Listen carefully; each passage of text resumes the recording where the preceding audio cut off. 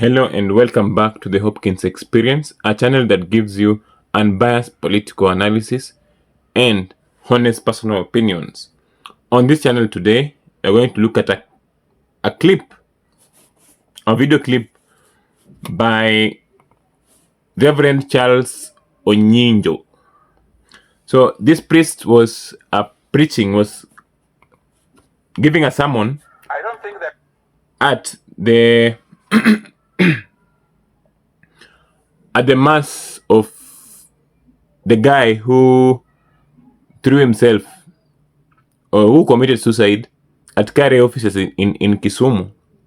I want you to listen, then we discuss. I don't think there is any government that has killed its people more than the Ruto government in history of Kenya. Koro Ruto has good meaning for us because he's giving our dead state funeral. When you die and you are given a state funeral, now everybody follows you because somebody has been given a state what? Ofu Wanama. Ofu Wanama. And this reverend makes a very bold statement that the Ruto government has killed a lot of people, many of its people. And I can dare say that this has been the bloodiest government after the 2010 constitution. We made 2010 constitution after the 2007 elections, where government used its police, where people mobilized militia and turned Kenyans against each other. So that was under the old constitution. When the new constitution was made to correct those kind of mistakes, correct police excesses, correct government overreach, protect human life, and offer dignity to people and allow people to express themselves. Since the 2022 elections, the president has gone rogue. And also in the interview that Ruto conducted with Al Jazeera, they mentioned that one of the dailies, one of the newspapers called him rogue, and which is I believe is true, because the president came in with the promise of respecting human life, stopping extrajudicial killing, and protecting freedom of expression, which has not happened. Yeah, if we look at how the 2023 protests were held, more than 30 people died by police bullets.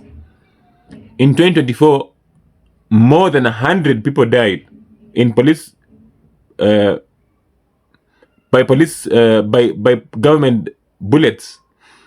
In 2025, this year, also hundreds have been killed by the government. At the same time, the government has been conducting abductions, unlawful arrests, illegal detentions of people who are expressing themselves. They get arrested, detained, and up to now, there are those who have not been found. There are those who are dead. They have been disappeared. We don't know where they are. They were at one point, they were here expressing themselves. Now they are not, and the government continues to deny that there are no people who have been abducted, killed, or disappeared by the government. At the same time, we remember the Kware killings, where people are being found in sacks. In this gunia mahindi, in these sacks, they have been wrapped very well. Their bodies have been dismembered, put in a sack, and thrown in a quarry. That has happened under the Ruto government. And Ruto is a president who is now seeking for another term, and keeps me wondering, how can you seek another term when you have all this bloodshed, when you have given when you have caused this kind of harm, this kind of tears to the people, it doesn't make sense. And this reverend was talking to the issue of state burial, the burial that was given to Raila. Let's continue listening a little bit. Because when Opio Wanda is made a CS and Buddy is made a CS, you are all over how you are enjoying in this government. You know, the irony is, people from Mount Kenya have got 6 or 7 cabinet positions and over 6 PSS. And they're being treated as if they are in opposition. It is the Luos who are in the government who is mad in this happening. But what are our leaders telling us? What is Buddy telling us? That they are family in broad. Now wanasema hatutoki because this is the first time we are enjoying the fruits of broad-based. Sebe tukapenjo gimulo. Ni wang neka jo luo kuongo bedo cabinet secretaries. Okay, rodongo mamo giniga to niluongo nango. The priest is actually calling out Nyanza people and Nyanza leaders. It comes to after the death of Raila Amolo Odinga and the president seemingly charming the Nyanza people to come to his side or playing as a father figure or as a kingpin of the Nyanza people. He wants to take Raila's constituents just because he gave Raila a state funeral. How can a funeral really come with votes? You are voting for someone because he was given a state funeral. I mean, it goes without saying that Raila was supposed to be given a state funeral. He has been in the politics for a long time. He has been close to president for a long time. He has been the prime minister of the country. It was nothing. It was not a favor. It was something that he has earned over the years for the struggle that he had put in the country. So, for Nyanza people, for Nyanza constituents to come in and say that they are going to give the president votes or a second term just because he gave their leader state burial, it's beneath them. Yeah, it's beneath them. It's not something they should celebrate. And by a matter of fact, it's the President Ruto who has been abusing Raila for a long time, calling him Ganga, Mchawi, calling the Lord of Poverty for a long time. But for now, all that the Nyanza constituents wants to wipe it out and substitute it with the votes, it doesn't count. Also, the broad-based arrangement where 2 or 3 CSs from Nyanza have been put in cabinet as a way to blindfold people, to lie to them that there's something that the government is doing to them. In real sense, people who are getting richer are only Opio and I and Badi, not the Luo constituents. They're just using these 2 figures, these 2 people, these figureheads, to play politics with the people, which it doesn't make sense to me. It's not something to celebrate. But our politicians, especially the president, is the one who is using this, the death of Raila, as a way to get votes from the Nyanza people. And I like the way the Reverend is calling them out, that it's very cheap for you to do that. And he calls Luo's cheap. Or they say that Luo have been called cheap for quite some time. And ask them, has your price increased? Or is it as low as just being given 2 CSs? And if it's cabinet positions, people from Nyanza have been holding this cabinet position for a long time. Even Raila himself has been the Minister of Roads. Yeah? We've had so many from Nyanza, but those who go there, they don't go there because of Nyanza politics. They don't go there because of roads in Nyanza. No, they go there for their personal gains. There's nothing that they bring back to their people. rather than their big stomachs and bellies that have been filled. So it doesn't make sense for Nyanza people to just vote specifically for that. And it is ironical because the person who was being buried is called Engineer Raburu Juma.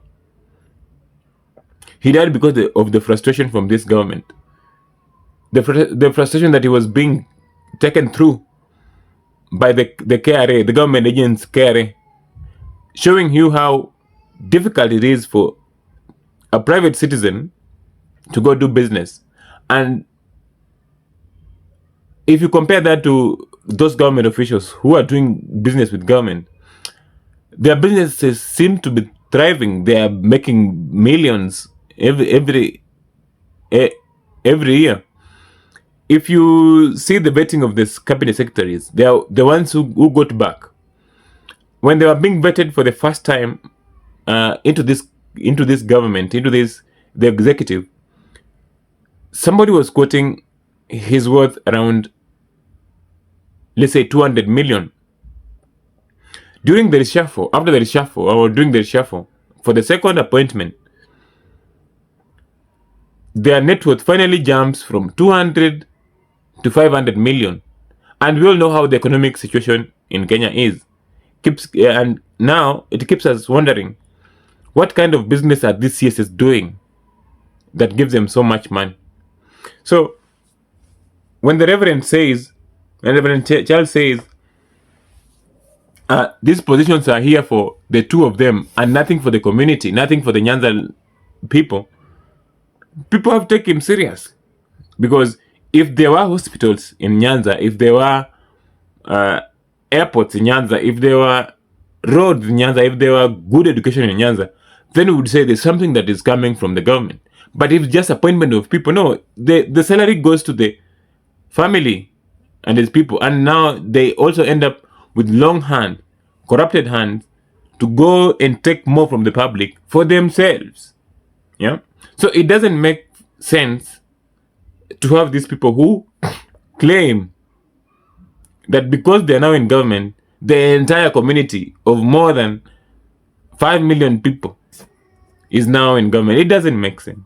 But that's the kind of politics that we're going to play. But I'm glad that the church is taking a very strong position. This is not the first sermon. Remember, during the burial of Raila, there was Bishop Kobia, I think. He also stood in front of the president and told him that things are not okay. And it's the president deaf ear. I believe the president not listening to these things. Yeah, and if he listened, there would be some change. But or if he's listening, he doesn't even care about them. So, but I allowed the church. I would wish the church and more priests coming out this strong to condemn the government and their excesses and their bad behavior and how they're lying to the people. So for Nyanza people, I hope you are listening to your reverend. Don't just vote for this person because he gave Raila a state funeral. Find another reason. Not because he gave Mbadi and Opio and I a position in government. No, what have they done with that position to even enrich people of that region? It's okay to have that regional thing, but what is really coming there? Apart from appointments is nothing. Appointments goes to people's pockets. Yeah. So it's good we're opening our eyes. It's good we are looking at these things differently. It's good the church is now moving away from the president and coming at least to the side of the people. I would like you to internalize that. I'd love to leave it at that. Think through. Give me your feedback to your comments in the comment section. And if you like the video, share it with your friends. I've been your host, Hopkins Malova.